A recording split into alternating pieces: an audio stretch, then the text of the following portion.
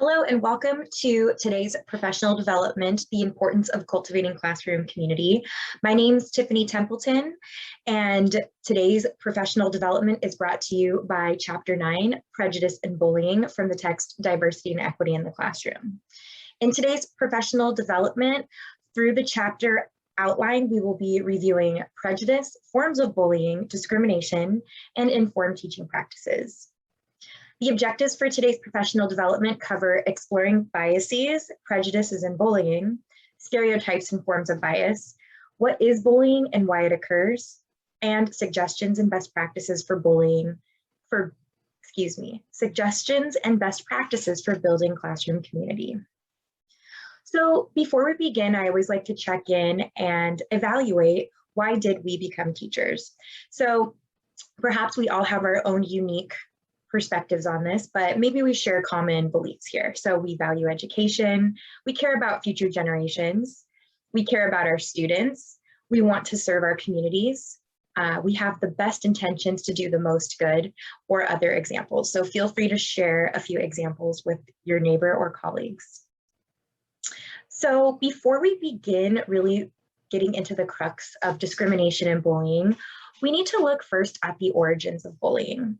So I felt as though the chapter did not quite cover this extensively, and I wanted to dig into it a little further. So within a dynamic of bullying, there is a social imbalance here. So there's typically a bully who is the aggressor, the victim who is the target of the bullying, and then we have bystanders. These are people who are observers. Sometimes people intervene, but usually not in a bullying situation.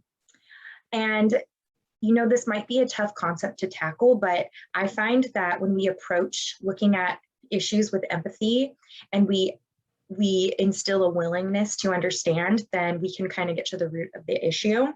So understanding that what roles teachers play in this is being an ally, support those who need help, and always try to remember when dealing with children, high school students to adolescents, that hurt people. So taking that theme of the culture iceberg, where we look at the tip of the iceberg and we see, overt issues, don't forget that under the surface, there are other underlying issues. So a bully might in fact be dealing with their own issues of abuse or trauma. They could have different stressors. They could be fearful, or there could be other issues that are making them act out in a certain way. Now, I'm not by any means defending bullying or that behavior, but simply trying to say that if we consider looking at the root, we can understand the situation from a different standpoint. And bullying affects everybody, so it has negative consequences, and let's get into it. So, origins of prejudice. People have personal biases and preferences, which can be very harmful. Now, we are human beings, we do have our own personal biases and preferences, and it's just really important that you are aware of your own, especially as a teacher. So reflect on your patterns of thinking and the origins that inform those patterns of teaching. Always focus on personal growth. This is just a good suggestion as a human being for personal growth and development, but also as a teacher and an educator, and be considerate of those differences, of others' differences, and look for similarities. So rather than trying to find differences among people, of course, it's important that we understand and acknowledge differences, but also look for similarities in how one can relate to others. The definition of bias is prejudice in favor of or against one thing, person, or group compared with another, usually in a way considered to be unfair. And now preference, although bias and preference are different, they share some similarities. So preference is a greater liking for an alternative or over another or others. As teachers, it's important for us to consider our biases and preferences and make sure that we are upholding fairness and equity in the classroom for students at all times. Bias and beliefs about others. So possible areas of bias may include socioeconomic status, ethnicity or race of others, gender, sexual orientation, religious viewpoints, and many more components. Now, issues that might inform people's perspectives about others include previous experiences dealing with individuals, and that might inform stereotypes about groups. We all have experience hearing stereotypes and know that they can be incredibly hurtful and misinformed about people. So I defer to The Simpsons, which is a classic American cartoon that uses a lot of satirical humor to poke fun at different elements of our society. And they really rely upon stereotypes of cartoon characters to get messages across. So a little reflective exercise that you can participate in is consider what these cartoon images communicate about the people that they represent. What are some commonly held assumptions and beliefs about these individuals and the groups that they represent? Okay, so some of our favorites we have here, one of my favorites is the crazy cat lady. All right, let's go ahead and continue. Now, stereotypes can be incredibly hurtful. Stereotype is defined by favorable or unfavorable exaggerated beliefs associated with a category whose function is to define a person's conduct as it relates to the category. Now, stereotypes are based on fear of the group, lack of knowledge of the group, differences in beliefs and practices and misconceptions. So again, I defer to humor for this example. And one of my favorite examples when I'm teaching about stereotypes is to look up internet memes, and there you can find the starter pack. So I selected one about the millennial teacher, which, I found to be quite humorous, but you can take this in the context of humor, but then there are more harmful stereotypes that can create harm and discord among people. Prejudice and discrimination. So prejudice often leads to discrimination. And prejudice is a feeling favorable or unfavorable towards a person or thing prior to, and not actually based on true experiences. So discrimination is characterized as being exclusionary or one being excluded because of one's membership. Often means that they're not treated equally.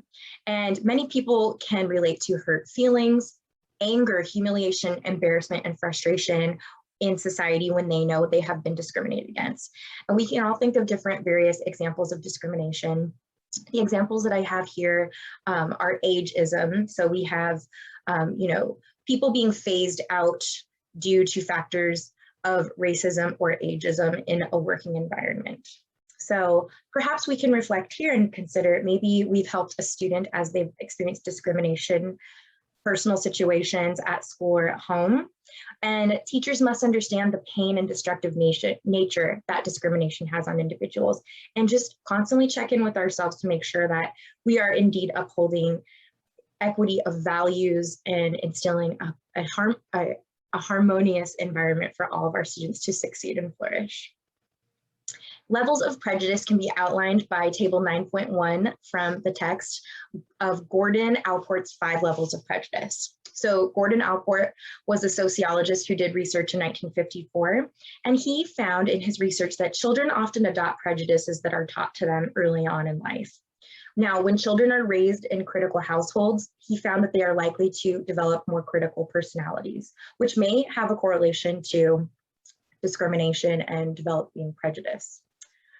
He did this study on generalization, and he found that stereotypes are mostly negative, with the exception maybe of like some popular memes, like some humorous ones, but mostly negative, and they do lead to prejudicial thinking. Now, behaviors are linked to bullying. These behaviors are linked to bullying, and victims are targeted for their differences. So looking at Gordon Allport's 5 levels of prejudice, we see that it starts off on a lower level, and then it generally increases to an extreme. So level 1, negative comments made about someone in private conversations, but reinforces the our group and or those people mentality.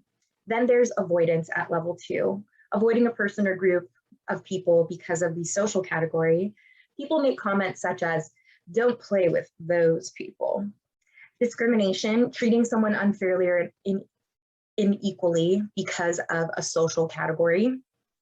Physical attacks, so now we've graduated to physical attacks for level 4. Prejudice turns into aggressive physical behavior. Organized institutions may actively lobby, write, and organize events that are aimed at discriminating against other groups. And finally, genocide. The most extreme form of prejudice is genocide or extermination. And this is the elimination of people systematically. So we can defer to the Nazi group from World War II, where they systematically annihilated people of Jewish lineage, along with other people that were considered quote unquote undesirable from the Nazi regime led by Adolf Hitler. And I defer to the Nuremberg laws and various newspaper headlines to illustrate this. So why do people discriminate or bully? So again, we're zooming in and we're taking a closer look here. So among adolescents and adults, people bully for various reasons. So one reason could be pure acceptance, to secure prestige with others. So a lot of these are social oriented, to appear dominant, superior, popular, or to be included among a group. Sometimes it's used as a defense mechanism. People strike out because somehow their shame or guilt has been activated in a social situation, so they may have been triggered, and then they act out through bullying somebody else because they're not ready to deal with whatever their underlying issue is. Maybe they would need to exert control or dominance over another person. They're feeling inferior, intimidated. They want to be perceived as popular. So another reflection exercise, now you can go back into the olden days and think about your own experiences as an adolescent, maybe witnessing bullying or personally being bullied. Or you can think about maybe something you've seen as a teacher. What was there a time you were or witnessed a person being bullied? How did you or the target of the bullying feel? Okay, so again, we're trying to instill empathy, so being able to relate to others. All right, I wanted to provide you a really wonderful excerpt from some work that I have been involved in at my previous school site. So the Common Senior Experience is a project that all seniors work on at our school site every year. And every senior is involved from various subjects and departments. The common theme or text that all seniors must read is selected, and the topic for 2019 was empathy and anti-bullying culture. So we read the book Sticks and Stones, Defeating the Culture of Bullying and Rediscovering the Power of Character and Empathy by Emily Bazelon, and it brought up so many wonderful opportunities to discuss empathy, bullying. It fostered a really great community on campus, and it was really wonderful to see how students came together to support one another. And we had really great conversations and spontaneous moments in class, which was great. So empathy is the ability to understand and share the feelings of another, and bullying can have disastrous impacts on a person. So just a few things that bullying can have negative impacts on include mental health issues for the person who's being bullied or attacked, isolation, ostracization, feelings of worthlessness, hopelessness, and it can contribute to incidents of adolescent suicide attempts and even result in their death. Now, as teachers, it is essential that we protect students and educate them about empathy. So we can start and get in there and start sharing positivity with them, teaching them how to relate to others. A lot of the time they're still building on these social emotional components in themselves. So the earlier we get in with positive, relationship building strategies, the better.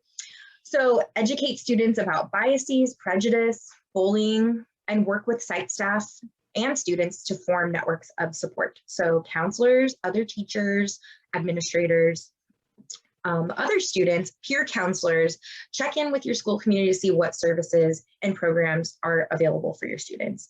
And at a minimum, do not tolerate bullying in your classroom. So shut it down as soon as you see it happening. Now, to gain experience with this, it might not be super comfortable. I would advise you to use your best discretion and perhaps taking students aside privately to discuss, but among that, determining one's own appropriate communication and strategies is up to you. But, I always find it best to kind of remove privately to have those discussions. All right, scapegoating. Scapegoating is shifting the blame of the problem onto the victim. So a common example that we can look to in society is a female is targeted with unwanted sexual harassment from a group of males in a college setting, and then others blame her for wearing a dress because that attracted her attention. So oftentimes this type of behavior is dismissed with the mentality of boys will be boys, but, excuse me.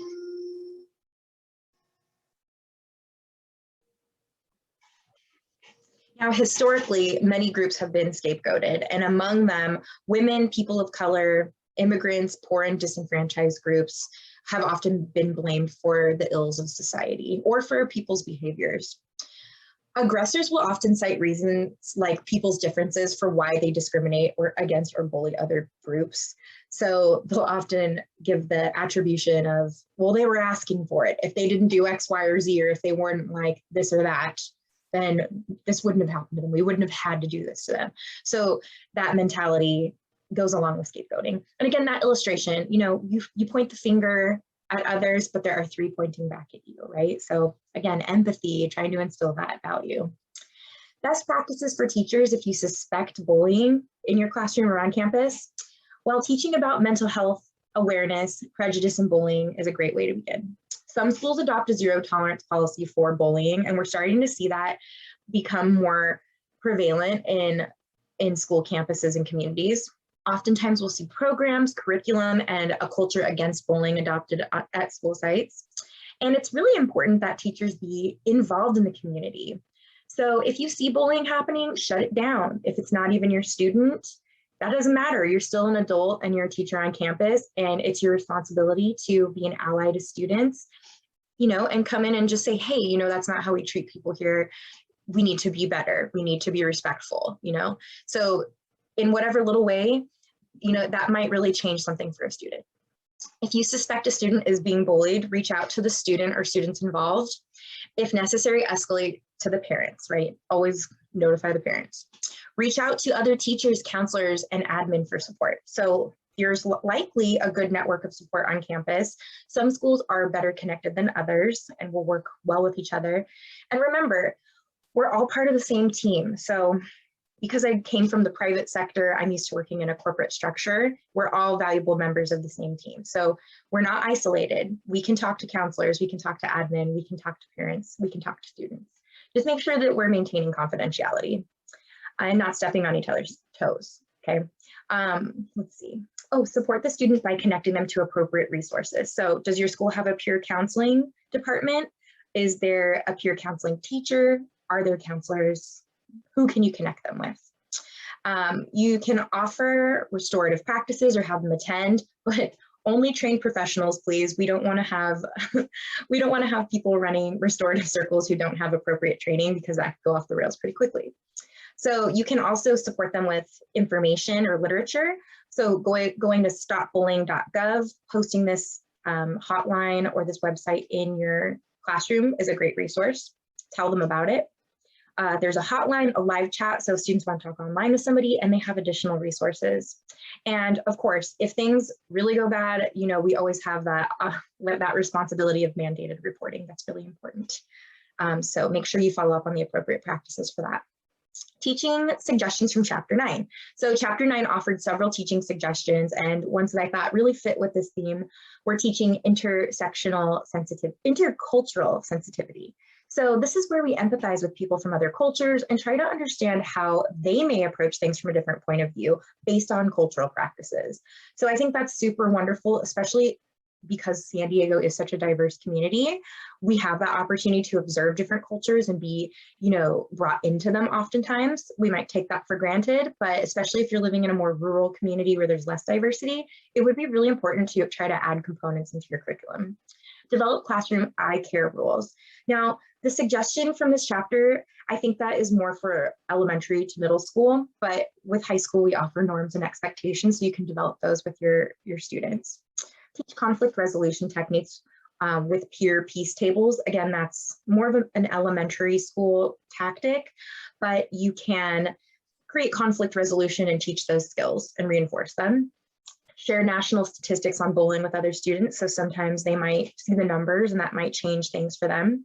And discuss bullying with peer partnered discussions and class discussions. So offer multiple opportunities throughout the year when opportunities present themselves to talk about this with your students. Suggestions and best practices for building classroom community. So these are a few things that I've pulled from my classroom in my years that I have been a teacher since I've graduated from the credential program, trying out new things every year, adding on, adopting, collaborating with other teachers, and really learning a lot from the AVID principles. I really have borrowed a lot from the community building from that curriculum. So creating a culture of caring in your classroom now, using culturally responsive teaching practices. This is really about embracing your students.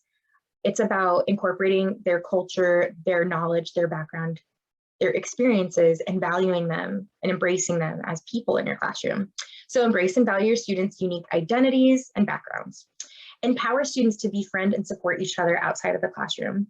So I think it's really essential that we instill in our students that we're a community and we're not isolated, even though we're together for maybe only an hour or two per period, maybe a couple days a week. Those are your peers, those are your friends. And I often remind them, hey, we're never all going to be in the same room again. So take advantage and be friends and enjoy your time together. If you see a bud, hanging out outside and they need to have lunch with somebody, invite them, check in with them, at least say hi. That way they know that somebody cares about them. Accept your students as valuable members of your classroom community. Show up if you're invited. So oftentimes we'll get invitations from students to go to sporting events, to go to recitals, drama performances, you name it. So if you are invited and you have the ability, go and attend, because that will really show that you care, and that's building classroom community. And that will be an example for other students. Foster an environment of mutual respect and model behaviors that you want students to see. So, if somebody's being sassy to you, you don't have to be sassy back. You're the adult. So make sure that you're modeling the appropriate manner in which you handle a tough or difficult situation. And it's amazing how being a high school teacher can really help you hone those skills of being calm. It's really incredible. Celebrate achievements together and celebrate successes. Form class traditions, plan field trips, events, and shared experiences. So even if you don't have the funding to go on a field trip, you can host an after-school event in your classroom, maybe do like a movie based on a theme, and encourage students to show up with snacks and a friend. Continuing on with suggestions for best practices for building classroom community, build in socio-emotional components into lessons for students to practice empathy and communicate with others. So much as we had at the beginning of today's professional development, there are opportunities to reflect and turn and talk with a partner so that they can actually have discussions that are meaningful. Foster collaborative work environments. Partnered work and collaboration is a great way for people to break down barriers and communicate with people that they ordinarily may not have talked with. Empower your students to support each other and set high academic and behavioral expectations for your students.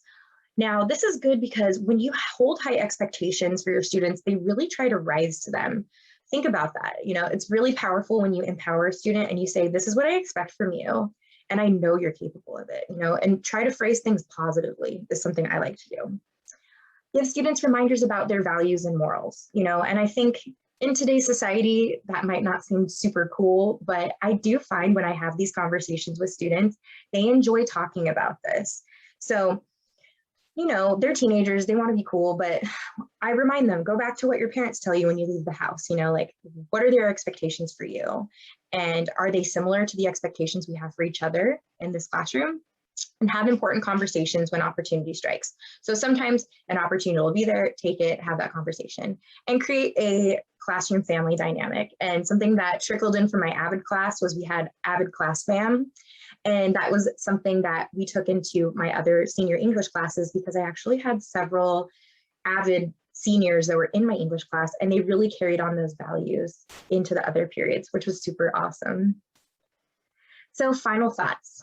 Before we depart today, I want to remind you of a few things that we talked about. So don't forget, it takes a village. We want to collaborate with people on campus. So talk to other professionals and people in different departments. Talk with other students and try to build that community, and understand prejudices and biases. Practice self-awareness and check in with yours. Do you have prejudicial thinking, biases? Where do they lie? How might they inform you to reconsider this when you are teaching your students? Include cultural intersectionality into your curriculum. So teaching students about other cultures and how they might consider things from a different point of view. Teach and promote anti-bullying and empathy, and empower students to support each other. Don't forget to create and foster strong classroom community, and provide support and resources for your students. Intervene when you see bullying, stop it in the moment.